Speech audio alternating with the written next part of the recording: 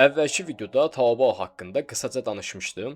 Əgər istəsəz o videonu da izləyə bilərsiniz. Bu videoda isə oradan aldığım 2 məhsulu sizə göstərəcəm. Gəlin keçək məhsullara. Yəqin ki, əksəriyyətiniz Marvel filmlərinə baxmısınız və bildiyiniz kimi Tony Stark obrazının müxtəlif zirehləri var. Onun Avengers Ultron dövrü filmində Hulkla döyüşmək üçün yaratdığı bir zireh var idi. Adı Hulkbuster və mən də bir Tony Stark fanatı olaraq həmin zirehin Legosunu aldım. İndi isə sizə onu göstərəcəm. Gördüyünüz kimi belə bir Legodur. Hulkbuster Legosu. Sizə daha ətraflı videosunu da göstərəcəm. Yaxından göstərim. Mən şəxsən Legonu bəyəndim, lakin belə bir pis tərəfi var ki, hissələri olduqca balacadır.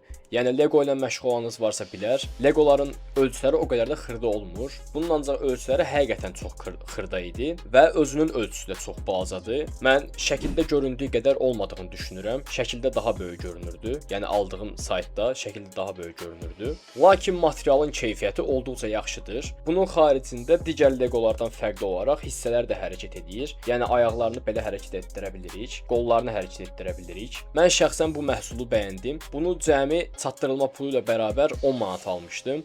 Öz qiyməti 3 manat idi, çatdırılma pulu ilə birlikdə 10 manat oldu. Keçək digər məhsula. Mən xarici seriallara baxmağı çox sevirəm və ən bəyəndiyim seriallardan biri də Game of Thrones-dur. Çoxunuz da yəqin ki, ona baxmısınız. Bilməyənləri məlumatlandırım. Game of Thrones-da 7 krallıq mövcuddur və hər krallığı fərqli ailə idarə edir. Məsələn, əjdaha qayasını Lannisterlər idarə edir, qış yarını Starklar idarə edir, Dornu Martelllər idarə edir və s.